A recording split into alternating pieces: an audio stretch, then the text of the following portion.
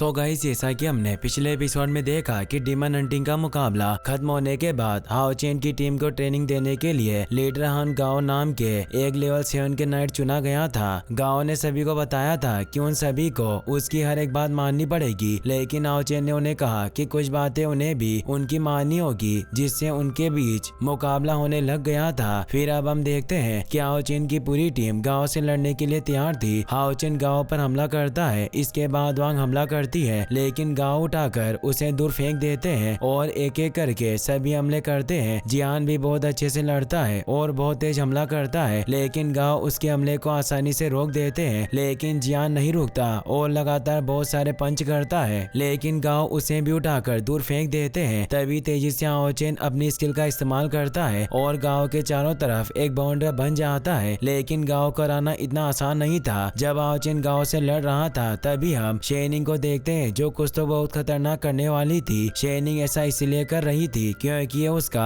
हाओ चेन के साथ पहला मुकाबला था और वो इसे हारना नहीं चाहती थी। तभी सभी देखते हैं कि वहाँ हर तरफ किलिंग पर्पल ओरा फैल रहा था। हाओ चेन गाओ और टीम के बाकी सभी मेंबर्स जब ये देखते हैं तो सभी काफी डर जाते हैं और सबसे ज्यादा तो लिन डरा हुआ था। किसी को समझ नहीं आता कि शेनिंग क्या करने वाली है। तभी शेनिंग एक ट्रांसफॉर्मेशन बना लेती है और लिन कहता है कि अब मुझे शेनिंग के मुंह से डर लग रहा है, लेकिन शेनिंग नहीं रुकने वाली थी। शेनिंग तेजी से कहती है कि 6 से 5 सर्कुलेशन की पहली फॉर्म है। ये कहते ही शेनिंग तेजी से गाओ के ऊपर हमला कर देती है, लेकिन वो हमला पूरी तरीके से हो पाते उससे पहले वहाँ शेनिंग के ग्रैंडफादर यानी जेंगजू आ जाते हैं और वो शेनिंग को रोक देते हैं। और जमीन पर आने के बाद वो शेनिंग को डांटते हुए कहते हैं कि तुम पागल हो गई हो, इस पावर का इस्तेमाल इतने छोटे से मुकाबले के लिए कैसे कर सकती हो? क्या इसीलिए तुमने इतनी मेहनत की थी और इतना कुछ सहा था? जेंगजू गाओ को भी डांटते हुए कहते हैं कि क्या उसे नहीं रोक सकता था। गाओ शेनिंग के ग्रेट ग्रैंडफादर से कहता है कि मिस्टर नाइट में बस यहाँ इनको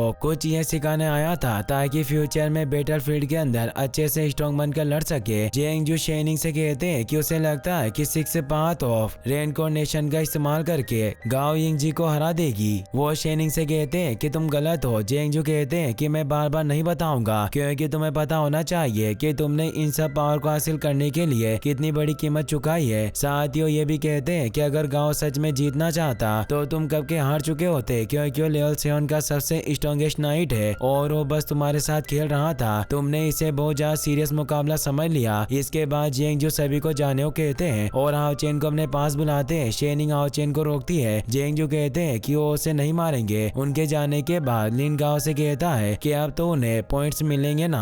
गाओ कहता है कि कौन से पॉइंट्स? तभी लिन गाओ को वो सभी फोटोज दिखाता है जिसमें सभी ने उसे छुआ था और कितनी बार छुआ था ये भी दिखाता है। इससे गाओ समझ जाता है कि लिन बहुत ज्यादा चालाक है। लिन कहता है कि हमारी टीम अजीब जरूर है, लेकिन हमारे पास सबसे ज्यादा कंट्रीब्यूट पॉइंट्स है क्योंकि चेनिंग ने भी गाओ को टच किया था। इससे गाओ हैरान होता है। गाओ कहता है कि ठीक है, तुम्हारे 2200 कंट्रीब्यूशन पॉइंट हो गए हैं, लेकिन वो उन्हें तब मिलेंगे जब वो demon hunter group sign up करेंगे। इससे लिन बहुत खुश होती है। वहीं हम दूसरी तरफ हाओ चेन को मास्टर जेंगजू के साथ देखते हैं। जेंगजू हाओ चेन को बताते हैं कि जो स्किल शेनिंग ने आज इस्तेमाल की थी वो कोई आम स्किल नहीं थी, वो बहुत ज्यादा खतरनाक थी। वो बताते हैं कि इस स्किल के बहुत सारे नुकसान भी है, लेकिन उसने बस इसीलिए वो स्किल इस्तेमाल की ताकि वो तुम्हारे साथ पहला मुकाबला जीत सके। आगे हाओ चेन से कहते हैं कि उसे शेनिंग का ध्यान रखना है, अगर वो ऐसा नहीं करता तो उसे मार देंगे। हाओ चेन कहता है कि मैं हमेशा शेनिंग की रक्षा करूंगा। इसके बाद जेंगजू वहाँ से जाने लग जाते हैं और जाते हुए वो कहते हैं कि उन्हें जेंगजू नहीं ग्रैंडफादर बुलाए। हाओ चेन इससे हैरान होता है। अब हाओ चेन वापिस शेनिंग के पास आ जाता है। अब गाओ सभी को उनके बारे में बताता है। सबसे पहले चेनिंग जो किसी भी बिस्ट को सम्मान नहीं कर पाती थी, वो कहती है कि वो जब तक लेवल 7 तक ना पहुंच जाए जब तक वो हाई लेवल बिस्ट का सम्मान नहीं कर सकती। गाओ से कहते हैं कि उसे अभी किसी बिस्ट के साथ सोल कॉन्टेक्ट करना होगा, लेकिन वो हमेशा तुम्हारे साथ रहेगा। लेवल 7 के बाद वो किसी भी बिस्ट को सम्मान कर सकती है। इसके बाद लिन जो कि अटैक नहीं कर सकता था, सिर्फ डिफेंस कर सकता था। गाओ कहते हैं कि वो बहुत अच्छा मैजिशियन है, इसलिए अपनी इसी स्किल को और स्ट्रॉन्ग बनाए। फिर गाओ जियान और वांग दोनों कहते हैं कि वो एक वॉरियर की तरह लड़ते हैं। साथ ही वो वांग की तारीफ करते हैं क्योंकि उसकी पंच पावर बहुत ज्यादा थी और बहुत अच्छी भी, बस मारने का तरीका थोड़ा गलत था। गाओ जियान को कहते हैं कि उसने हीलिंग करना नहीं सीखा, तो वो बताते हैं कि वो सब कुछ नहीं कर सकता है, उसे बस अपनी हीलिंग पावर को बाहर निकालना है। अब शेनी को गाओ कहते हैं वो बहुत स्ट्रॉन्ग है, लेकिन इसे खुद पर कंट्रोल करना सीखना होगा जिससे वो और स्ट्रॉन्ग बनेगी। इसके बाद हाओ चेन को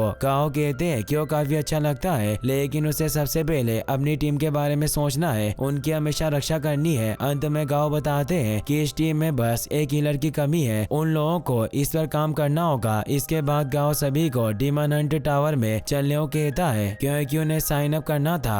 जब सभी इस जगह पहुँचते हैं तो देखते हैं कि वो जगह काफी अच्छी थी और यहाँ से ये लोग बहुत सी स्किल और इक्विपमेंट्स भी खरीद सकते थे और भी बहुत चीजें खरीद सकते थे क्योंकि इनके पास सबसे ज्यादा कंट्रीब्यूट पॉइंट्स थे। तभी पीछे से उनकी तरफ कोई भागकर आता है और ये हान यू था। वो आते ही हाओ चेन के सामने अपने घुटनों पर बैठ जाता है और यहीं पर ये एपिसोड खत्म हो जाता है। गाइस, अगर आप इसका नेक्स्ट पार्ट भी जल्दी देखना चाहते हैं तो इस वीडियो को लाइक कर दें और अपने दोस्तों के साथ शेयर करना ना भूलें। Thanks for watching.